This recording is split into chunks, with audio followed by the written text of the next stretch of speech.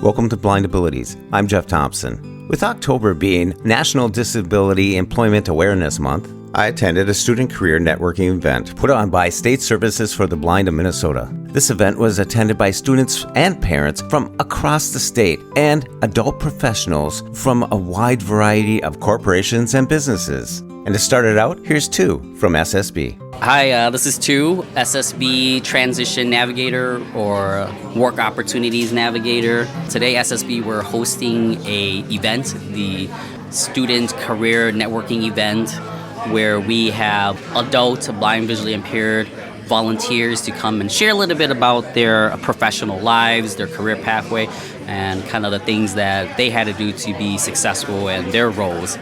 And students are coming from all over the Twin Cities, from the state, to come and learn more about these adults that are potential versions of their future selves, or to at least learn about the different possibilities that they could walk for themselves, and to really just learn what's out there.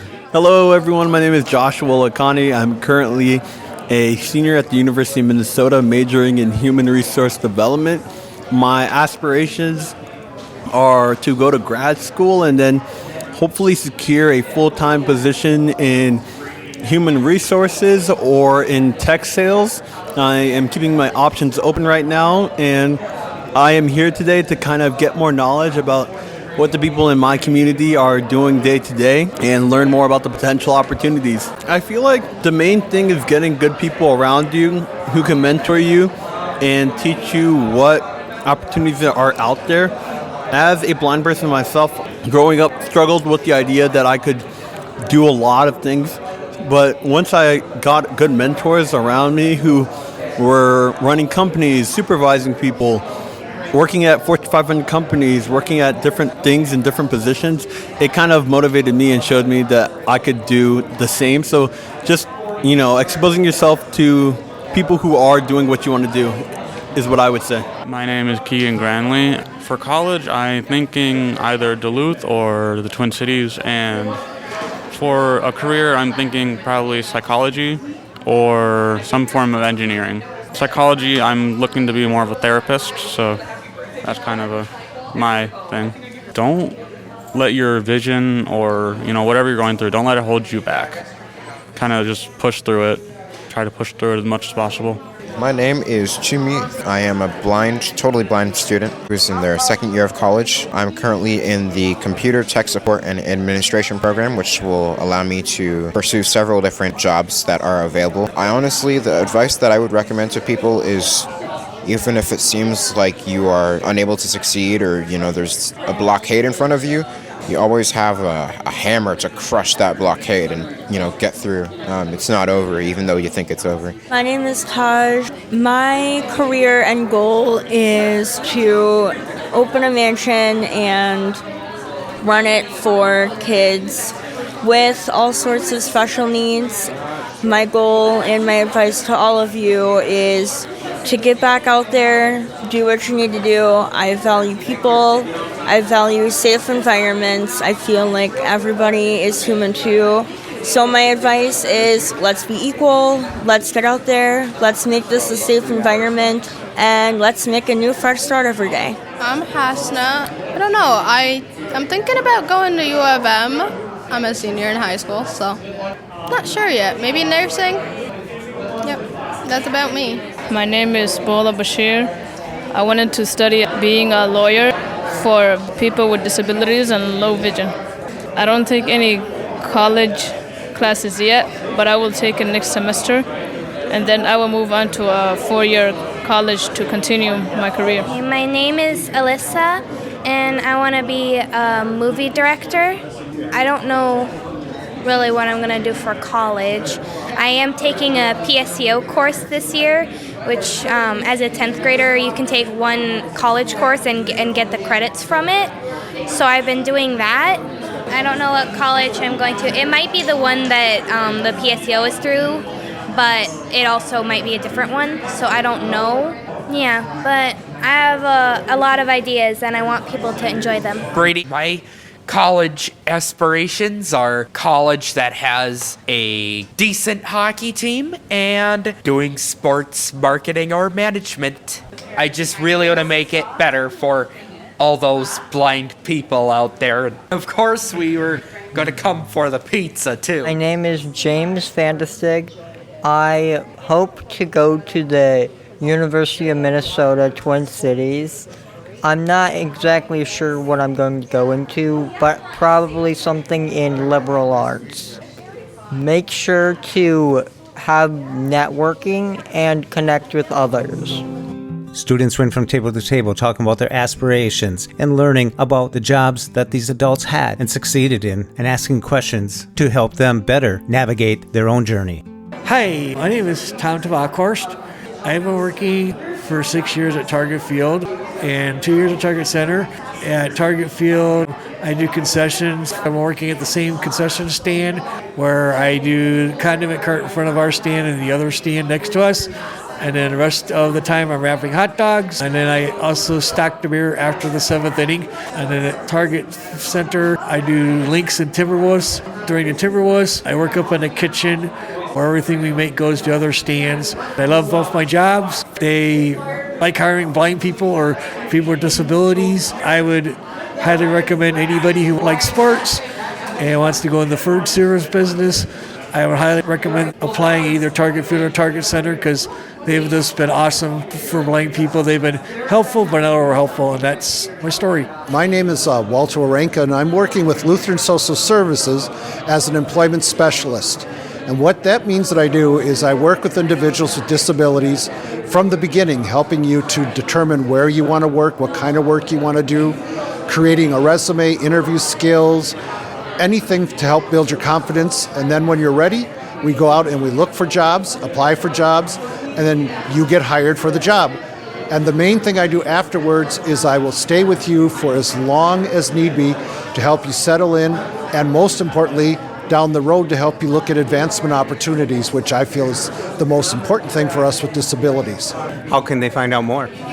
They can talk with their SSB counselor, or you can just check in to call Lutheran Social Services and ask to speak to our Employment Services Department. Good morning, everyone. This is Rocky Hart. I'm with the Helen Keller National Center. We are a center that is headquartered in Sands Point, New York, and we provide training to individuals with a combined hearing and vision loss, so in other words, individuals who are deaf-blind who are seeking employment. So we provide services such as independent living, orientation mobility, vocational skills, assistive technology training. We have services available at the center in New York, but also we provide services in the field as well. We have 10 different regional offices throughout the country, and we have a number of different field staff who provide itinerant training to individuals who are interested in that. Our website is helenkeller.org. You can learn about the center. There's certainly a lot of information there. So I am Steve Decker. I'm a senior manager of digital accessibility at Target.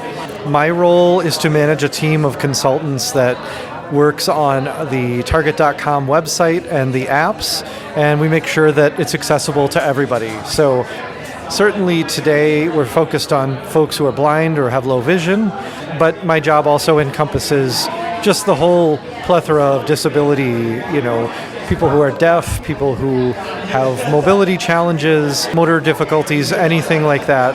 I work with designers and developers, so really all phases of developing features for our app and website.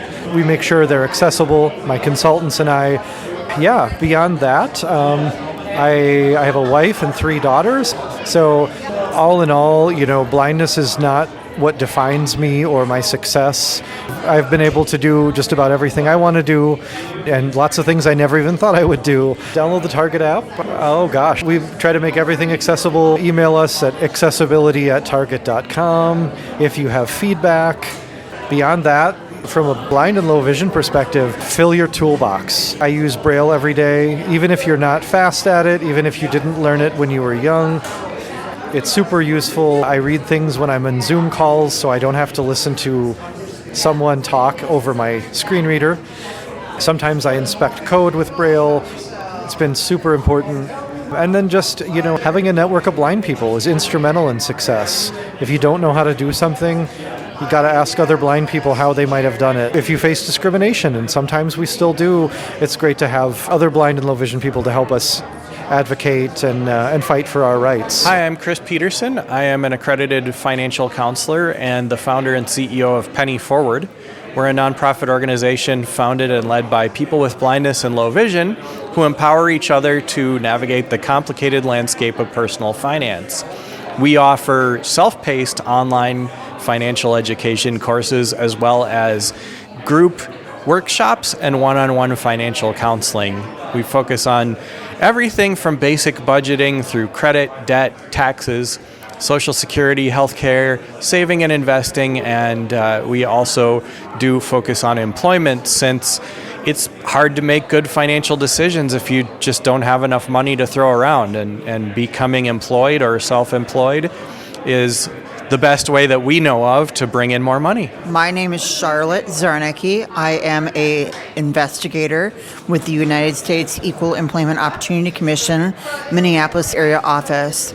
We investigate complaints about employment discrimination based on protected classes such as a disability, your age, if you're over 40, your race, your national origin, your gender or gender identity. I investigate these complaints. I review documents, I talk with people, and I try to settle complaints, and I make recommendations whether or not the laws that we enforce have been violated.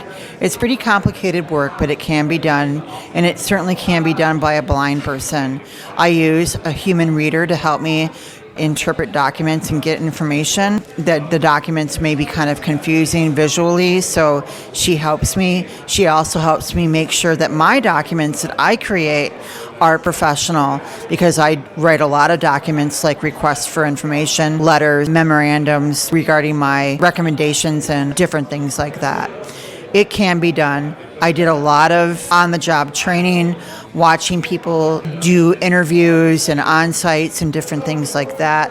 I do have a degree in counseling, which is very important for this job, but it's not necessary. It's very important, but not necessary. You just have to have a passion for equal employment opportunity, and we'll help you get there. One of the things that I have been trying to impart, well, two things I've been trying to impart to the students that talk to me today, is that if you go around this room, you can find blind people and low vision people doing almost anything that you could think of wanting to do. So a student should know that if they have a dream, there's somebody else who is paving the way for them and can help them make that dream possible. The other thing I really am trying to make clear to students is that the more tools you have, the more skills you develop, the better off you're going to be when you get on the job market. There's a lot of support in high school. There's pretty good support in college, disabled student services offices and the like, and they're there to help.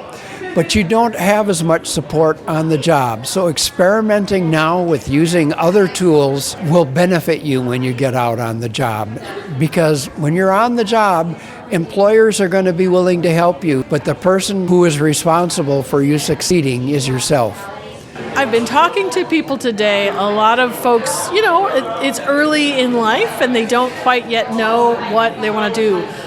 One of the biggest pieces of advice that I give that helped me a lot was the fact that any little job or any little activity that you do is developing skills, and you never know when those skills might be needed. Like, for example, I used to participate and still do at times in preparing materials to be mailed, folding letters and envelopes and blah, blah, blah. But it was really helpful to me in teamwork and whatnot. And even now today, I use some of those skills in my current job. I studied language for a while. I did not end up doing a career in languages, but I did work at the university and braille books. And it was very helpful to know some languages when I had to braille a French book. So the advice would be just take in everything and pay attention. And you just never know what great opportunities you'll have because of some little thing that you were connected with before. So this is Justin Salisbury. I am a cane travel instructor, and I'm also a PhD student at the University of Minnesota.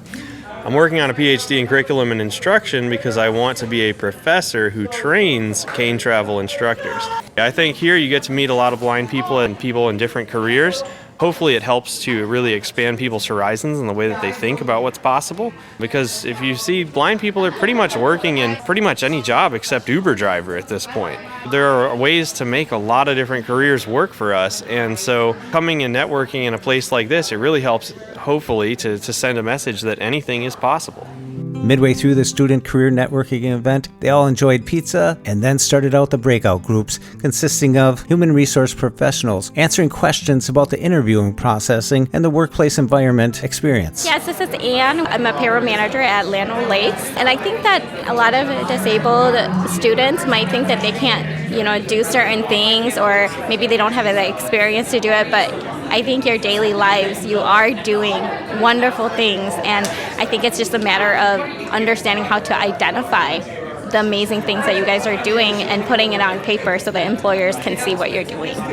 Hi, my name is Edgar. I work for the Minnesota Department of Transportation. I'm currently a human resource intern that specializes in recruiting students. Well, I would say when it comes to students wanting to get into the Minnesota Department of Transportation or just state government in general, is just really focus in on what you want to do as a career, whether that's STEM, HR, or other business roles. We offer a lot of different opportunities at my agency, but every other state agency as well. The state government does an amazing job at being ADA accessible for a variety of people with different needs, whether it's blind or visually impaired students or employees, deaf or hard of hearing, or a wheelchair accessible building, and other variety of aspects of that. When it comes to just trying to get a role at the state government, I was just really focusing on your skills. If you're a student, what courses you've taken. If you're looking for a full-time role, I would really just focusing on making sure you meet those minimum qualifications, because that's super important at the state government, since you look for merit more than anything else. You can find more information at minnesota.gov/careers. Every state government posts their positions on the website, the Department of Transportation, and every other state agency as well. While parents gathered together to network amongst themselves, asking questions and sharing ideas. Meanwhile, the students all gathered with the Minnesota Association of Blind Students. There was some discussion, some questions, some music, and a lot of ice breaking going on. My name is Ben Zhang, and I am the president of the Minnesota Association of Blind Students. We are a student division that helps promote the welfare of blind students. We like to send our students out to different enrichment activities to help learn new things and network with other students, and overall just give them an easier time getting through the education system. You can find us at the NFB of Minnesota affiliates website, or you can personally contact my phone number at 651-272-9096. Hi, well, thank you for having us here as volunteers. My name is Angie Hall, she, her pronouns. I am a blind individual, was low vision up into my 20s and then lost the rest of my remaining vision. I am the mother to 4 amazing children, and also my husband is a teacher in middle school. I work at the University of Minnesota, and I serve as the director of the Disability Resource Center. I also have the pleasure of serving as the ADA coordinator for the university system-wide. And so basically I'm all things disability, all things accessibility, and it is wonderful to be able to be in the workplace. I have spent all of my career in higher education, have a strong passion for making sure that disabled individuals, whether it be students or employees or guests, have the access they need to fully participate. It is about equal opportunity and being able to have seamless access, and we are in the best time that one can be in as a blind individual because technology has really advanced. So if there's a good time to be blind, it is now. And so being a director is really the best of all worlds, and also serving as ADA coordinator because I'm able to inform change from a system perspective and also from an individual perspective through ensuring accommodations. What advice would you give to someone who is looking to possibly attend the University of Minnesota? I think that one needs to consider what environment will be the best fit for them. If they are looking for a large institution, the University of Minnesota Twin Cities is 55,000 students. If you like being in a city then that would be a good environment. Or maybe you want a smaller environment that is in a close-knit community and in the middle of nowhere, and that would be our Morris campus, where you have roughly 1,000 students, and the specialty is liberal arts. What you're studying is important to consider, but more importantly, always interview the disability office. Make sure that they are able to provide the access and accommodation that you need, and that you'll have the supports and the resources in place. At our institution, we have IRA that anybody can use. We have JAWS, Zoom Text, and Fusion that any of our students can download. We have the ability to produce paper braille, tactile graphics, or to have a vendor work with us to do that. We have access assistants who will provide human assistance in the classroom and outside of the classroom. We have a strong digital accessibility team that will make sure documents and web and technology is accessible. We work closely with our faculty to make sure that they are well educated and equipped to provide access and accommodations and to create content that is going to provide meaningful access to our learners. So at the U, we really have some fabulous resources and accommodations that are available to our students.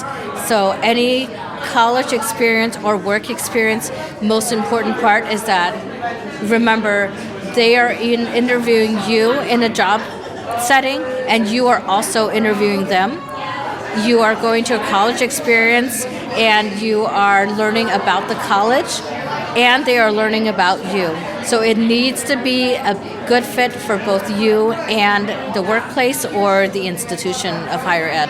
As someone who is blind, visually impaired yourself, going to a college that has great accommodations, there has to be a point that you start learning from that experience, so you can take it with you when you go, because you can't bring the Disability Services Office with you. You know, we see a progression in growth, right? Students are developing with or without a disability, and so blind students are part of that journey too that everyone else is on. So we want to make the experience as close as possible to the non-disabled peers as we can, and also recognizing that there are going to be strategies that are employed and tools that we do things differently, and our goal always is to be able to do what everyone else is able to do. So that means in high school you gain some of the skills, and then in college you continue to gain and do as much as possible independently and privately with the support of the disability office or an employer if you're a student employee, or with your faculty and instructors. And then we're moving you towards gaining the skills to be able to be in the workplace. We know that only 15%-ish of blind individuals have a bachelor's degree or more. That's not a lot of people, right? So it's important for us to make sure that institutions are providing the access through removing institutional barriers and also having an eye to individualized accommodations. But we need also the student to do their part, to have that curiosity to learn about the resources and the tools and what AI can do for us right now and what technology can do for us and what are some of the adaptive tools that exist for us to have a good quality of life and to be employed to live a full life like everybody else. So today has been a bunch of students getting to meet, and you can probably even hear people still talking maybe. This takes so much courage and so much to come at any age, but especially when you're a young person, to come to a big event where you're meeting with not only peers, but also interacting with quote-unquote grown-ups and adults in different fields. And hopefully what today offered is a sense of the wider community. Networking is often just such a big, scary, quote-unquote professional word. And what it is just talking to people and getting comfortable listening, first of all, and also telling other people about yourself and what you're curious about. And as a young person, it can feel really inaccessible to do that right away. And what hopefully today is it showed like grown-ups are just like teenagers. They have their own worries, they have their own excitements, they have their own jokes, and there's all sorts of things that we can find commonalities in. So if today wasn't something on your schedule, these kinds of things happen all the time, both in person and virtually. And so getting that first step in coming to an SSB event or attending one virtually, just start by asking your counselor, text them, call them, email them. This is exactly the kind of stuff that they want to help connect you with. To find out more about all the programs at State Services for the Blind, contact Shane DeSantis at state.mn.us. That's Shane.DeSantis at state.mn.us.